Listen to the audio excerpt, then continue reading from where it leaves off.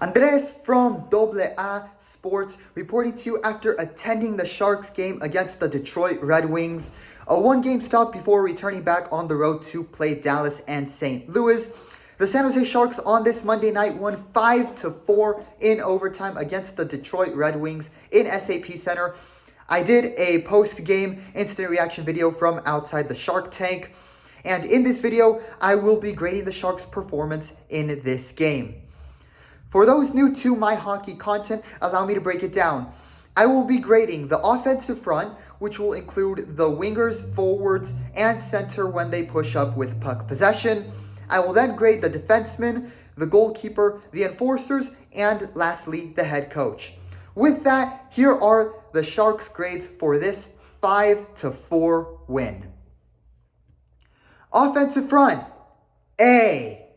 They did miss a few opportunities during the game, but the Sharks' offensive front was nevertheless able to create good opportunities and score. The Sharks' young stars and future prospects especially performed well in this game. William Eklund had his best game of the season so far, scoring 2 goals. And Macklin Celebrini had what was so far in his young rookie career, the game of his life. With the game in overtime and the Sharks just barely preventing and avoiding the Red Wings from scoring, Macklin Celebrini was able to take the puck on his own from just past the blue line and score his first career game-winning goal. It was a great way for the young 18-year-old Canadian rookie to get his 4th goal of the year. The Sharks' young offensive stars were the MVPs of this game. Tyler Toffoli scored the Sharks' 3rd goal in the game off an assist from Alex Wennberg in the 2nd period. And in the 3rd period, center Luke Cunnin also contributed and scored a goal after the Sharks won a faceoff on their side of the ice and produced an offensive play out of it. 5 goals in total for the Sharks in this game, and each of the 3 offensive front positions, center, wingers, and forwards, contributed through either goals or assists. The Sharks were also finally able to capitalize on a power play opportunity, which has been something they have struggled with, as Eklund's first goal came on a power play in the 1st period. I do have the video of that, so do check that out. But overall, a great night for the Sharks' young offensive front. As for Macklin Celebrini, who's also part of the young squad, with 4 goals and an assist in just 8 games played, you got to imagine that the young kid from Vancouver is right now a front runner for NHL Rookie of the Year. Hopefully he wins it. That'd be really, really cool and something really positive for the Sharks. Defensemen, D+. The Sharks' defense had some good moments in the game where they had good takeaways and prevented scoring plays. However, the defense was also the reason this game went into overtime in the first place. Midway through the 2nd period, the Sharks conceded an awful own goal. Alex Wennberg lost possession of the puck to Michael Rasmussen near the goal, who got his stick to it. Henry Troon tried to defend in the scramble for the puck, but ended up losing sight of the puck and accidentally kicking it past Mackenzie Blackwood for the own goal that put the score at 3-2 in favor of the Red Wings. Yikers. Rasmussen may have been credited for the goal. Good look on the stat sheet, but that's only because in hockey, unlike football, own goals are credited to the last player on the opposing team to touch the puck before it enters the net, which in this case was Rasmussen. But in reality, it was a Sharks defensive blunder that made the goal contribution for the Red Wings. The fact that Alex Wennberg also tried to push up with the puck by trying to turn and take it in front of the net with an opposing player behind it initially, while trying to push up down the ice, also didn't help and just made it look worse. There was simply no positional awareness at all on that play.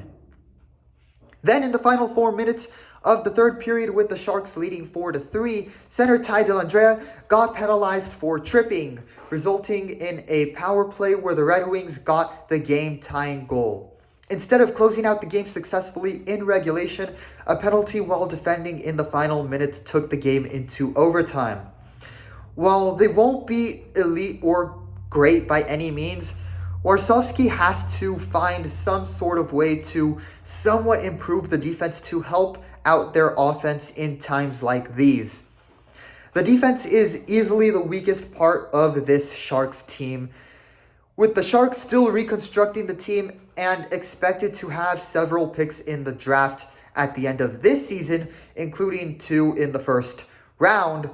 Look for the Sharks to address their defensive needs, as the defense is, in my opinion, really what is holding them back the most. Goalkeeper, B+. Mackenzie Blackwood was the goalkeeper for the Sharks in this game. Blackwood had 4 goals allowed in the game. Granted, one was an own goal, one was conceded on a rebound after making the initial save with his leg, and the other was on a power play where you just knew that the Red Wings were going to score with the defensive struggles the Sharks have been facing. The only goal conceded that was bad on his part was the first one, where he simply just couldn't make the save. On the positive side, though, Blackwood had 16 saves out of the 20 shots he faced and a save percentage of 80%. And he had some really good saves and stops in this game. His best save of the game was arguably the one he made at the start of the second period, which was an absolute robbery in front of the net by Blackwood. So overall, I will say it was a B+ grade, as I do think the stats don't entirely, reflect some of the great moments he had in this game, especially with the defense being a liability. Enforcers, B+. There weren't any fights in this game. However, there were missed penalty calls that the Red Wings got away with in this game, especially hooking calls. And the Sharks enforcers definitely noticed them. They definitely began to play more physical hockey in the third period with the Red Wings players and began to match them in their physicality. Midway through the third period, Delandre gave a clean shoulder check to Simon Edvinsson as he came in hot to try and get to the puck first, resulting in Edvinsson crashing into the wall really hard. He ended up cautiously stepping out for the rest of the third period to be checked out by the team physicians.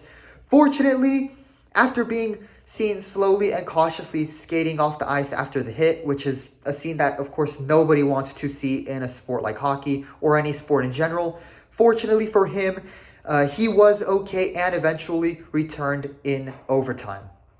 Nevertheless, it is worth noting that it's worth noting this, as after that big hit, head and shoulder first into the wall, the physicality level definitely lowered and the game finished off very, very cleanly. Head coach, B. Ryan Warsawski's offense was playing well and functioning on all cylinders. We saw that with the 5 goals they scored. The goalkeepers are also in, I would say, solid form, and Mackenzie Blackwood has been good in the games he has played, including his recent 44 save performance against the New Jersey Devils. In both these respective areas, the team is looking well coached and promising in the long run. However, the defense continues to be a problem. Not only are the players on defense becoming mistake prone, Warsawski in many cases is being out-coached defensively. It also looks like he is struggling in training and preparing his defensemen to have situational and positional awareness. Granted, some of it is just on the players and them making mistakes at really bad times, and the fact that defensively the team is still in a reconstruction stage. But at the same time, he also continues to use many of the same players, especially Ferraro and Ruda, both of whom have really struggled this season and have been turnover machines in their own zones. No offense to Mario Ferraro, who does have a heart and soul energy on the team and you commend him for even being willing to sacrifice the body on some plays, he just simply hasn't been in good form recently.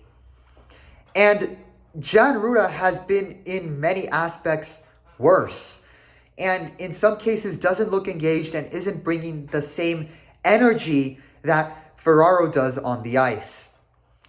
Warsawski, as a rookie head coach, is sticking with what he knows as he develops as a coach, but at some point you have to make adjustments and experiment defensively while this team is in a real rebuilding phase to build up for the future.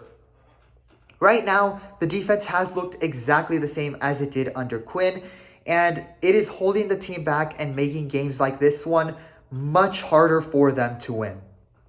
Nevertheless, they won this game. A win is a win, and wins are big deals for this new and very young coach, as well as the young offense they seek to build the team up around. So there it is. Those are my grades for the Sharks. Overall, a great time at the Shark Tank once again. I ended up my seat happened to be right next to some older fans who were fans since the team first began playing. So that was really cool to talk with them and just pick their brains on their experiences as Sharks fans and just what it was like when the team first came to San Jose. I also once again got another puck, as you see here. It is beat up. It does have some marks. Not all the logos are on it, but you know what? I kind of like it. It's got a story. It's got some history to it, and this puck is actually pretty interesting. So a member of the training staff pregame while we were down there brought out a bunch of pucks, and he asked some of the fans, "Hey, do you want some of these?" These were game-used pucks during the 2020-2021 season, when during the pandemic, where the Sharks mostly had their doors closed and the games were held without fans due to COVID-19. So these were games used at some point during the 2020-2021 season. And he's like, "Hey, these pucks have just been sitting around for a while. Does anybody want one before I throw them on the ice for the players to use to warm up?" And so, yeah, we accepted. Some of the fans, of course, quickly accepted, and I got one. And so, yeah, you can see it there. It's an official game puck. You can't really see it on the camera, but it's there. It does say it very faintly. And then, of course, on the other side, you have the NHL logo as well. So it's kind of cool. I got a game-used puck from the COVID years, which is, I think, really, really cool. So, yeah, overall, a great time with fans. I have a lot of content from it. And, it was overall a great time. Again, if you are one of those people who has never been to a hockey game in person, I definitely would recommend it. It is a really, really cool experience. That is all for me in this video. Leave a like and subscribe. And of course, leave your thoughts in the comments below. What would your grades be for the Sharks in this game? I would definitely love to hear it. Who do you think was the best player? Who do you think was the worst player for the Sharks? And how do you think the Sharks will do in this upcoming road trip against the Stars and the Blues? Definitely leave your thoughts in the comments below. That is all for me in this one. Have a good night, everybody. I'll see you all in the next one.